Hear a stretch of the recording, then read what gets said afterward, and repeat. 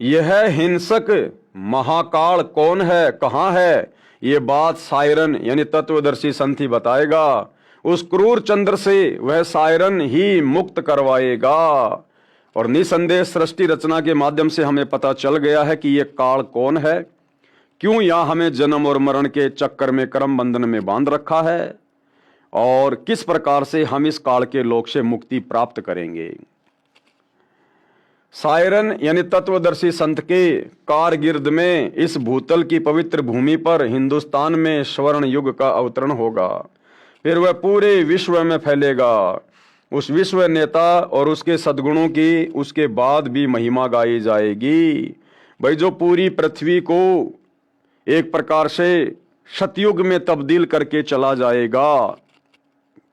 अपने मिशन को पूरा करने के बाद सतगुरु रामपाल जी जब सह शरीर सतलोक को प्रस्थान करेंगे तो आने वाले लाखों वर्षों तक इस पृथ्वी पर उनके इस महान उपकार के लिए दुनिया उनको याद किया करेगी, और लाखों वर्षों तक पृथ्वी पर उन्हीं का बोलबाला होगा, उन्हीं की महिमा होगी।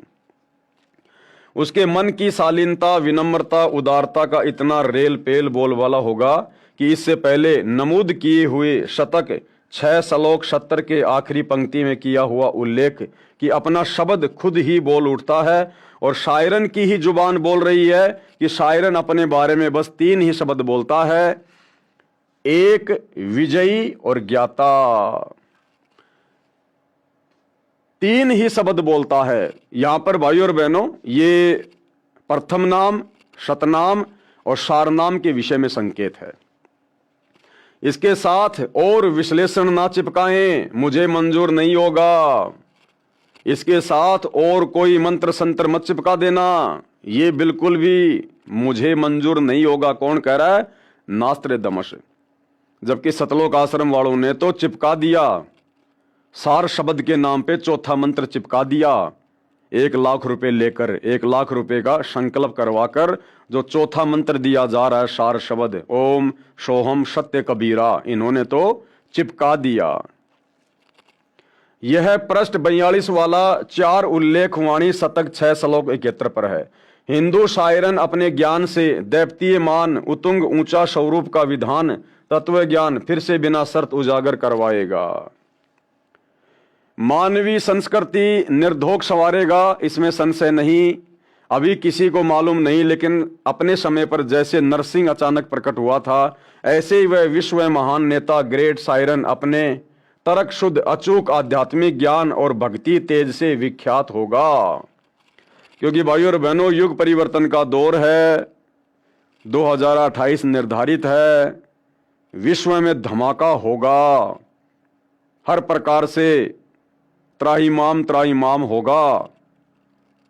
कहीं भूकंप आएगा, कहीं बाढ़ आएगी, कहीं अतिवृष्टि होगी, कहीं सूखा पड़ेगा, अकाल आएगा, कहीं महामारियां फैलेंगी, कहीं युद्ध हो रहा है, कहीं गृह युद्ध हो रहे हैं।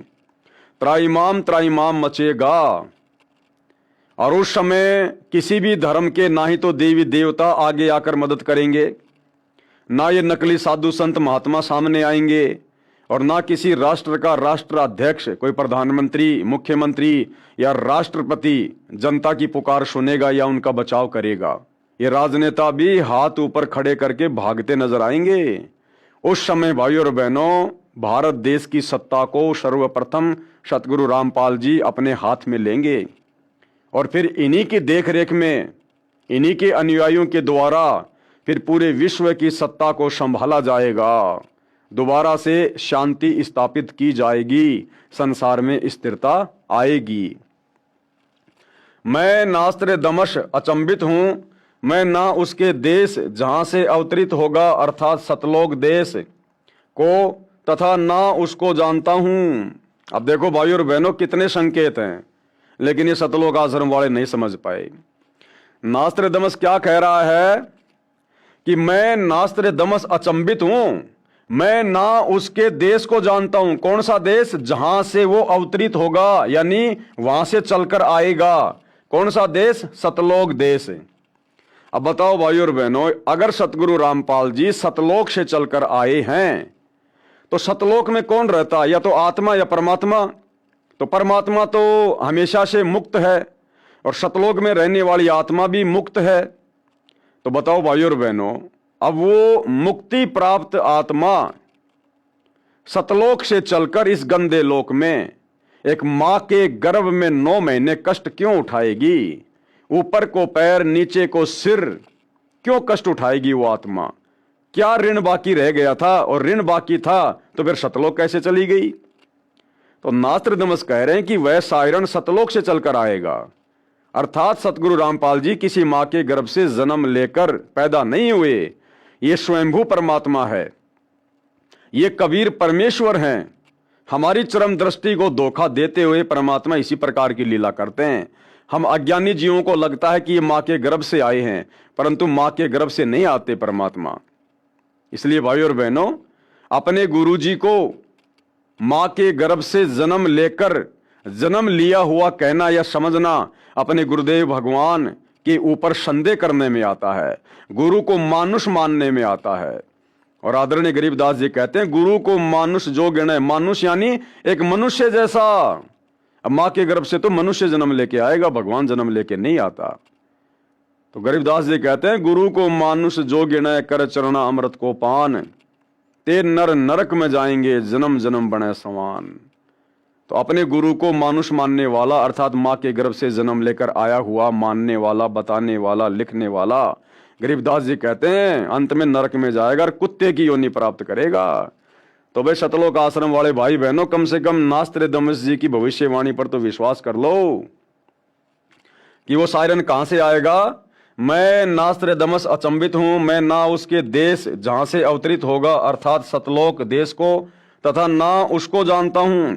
मैं उसे सामने देख भी रहा हूं, क्योंकि उसकी पूर्व जन्म की भक्ति कमाई से परमात्मा चलचित्र की भांति वर्तमान समय को दिखा रहे थे। उसकी महिमा का शब्दबद्ध में कोई मिसाल नहीं कर सकता। बस उसे ग्रेट सायरन, महान धार्मिक नेता कहता हूं। अपने धर्म बंधुओं की सदकालीन समस्या से, दयनीय अवस्था से बेचैन होता हुआ, स्वतंत्र ज्ञान सूर्य का उदय करता हुआ, अपने भक्ति तेज से जग का तारणहार 5वें शतक 20वीं सदी के अंतिम वर्ष के अंत में यानी ईस्वी 1999 अधेड़ उम्र का विश्व का महान नेता जैसे तेजस्वी सिंह मानव उद्विग्न अवस्था से चौखट लांघता हुआ मेरे नास्त्रदमस के मन का भेद ले रहा है और मैं उसका स्वागत करता हुआ आश्चर्यचकित हो रहा हूं। उदास भी हो रहा हूं, क्योंकि उसका दुनिया को ज्ञान ना होने से मेरा सायरन तत्वदर्शी संत अपेक्षा का पात्र बनेगा। अर्थात उस तत्वदर्शी संत को परमेश्वर के रूप में ना पहचान कर, ना जानकर दुनिया उनके सतज्ञान का विरोध करेगी। उनको विरोध का सामना करना पड़ेगा। अर्थात 2006 का करोथा कांड हुआ, लोगों ने नहीं समझा अपने तारणहार को। फिर 2014 में बरवाला कांड हुआ, भगत भी नहीं समझ पाए अपने गुरुदेव भगवान को। इसलिए नास्त्रदमस जी ने लिखा है कि दुनिया उसको ना समझकर और उसका विरोध करेगी। उस महान संत को अपेक्षा का पात्र बनना पड़ेगा, उपेक्षा का पात्र बनना पड़ेगा।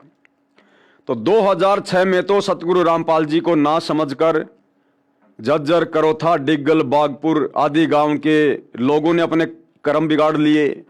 और 2014 बरवाला कांड के समय खुद सतगुरु रामपाल जी के बेटा बेटी, भाई बंधु, रिश्तेदारों ने ना समझकर अपनी मनमानियां करते हुए बरवाला कांड जैसी घटना को जन्म देकर अपने कर्म फोड़ लिए। क्योंकि उसका दुनिया को ज्ञान ना होने से मेरा सायरन तत्वदर्शी संत उपेक्षा का पात्र बन रहा है। मेरी यानी नास्त्रदमस की चित्त भेदक भविष्यवाणी की और उस वैश्विक सिंह मानव की उपेक्षा ना करें। नास्त्रदमस जी कह रहे हैं कि मेरी भविष्यवाणी को सामान्य ना समझें और मैं जिस महापुरुष के विषय में बातें कह रहा हूं उसको भी कमजोर ना समझे, कम ना समझे, मजाक में ना ले इन बातों को।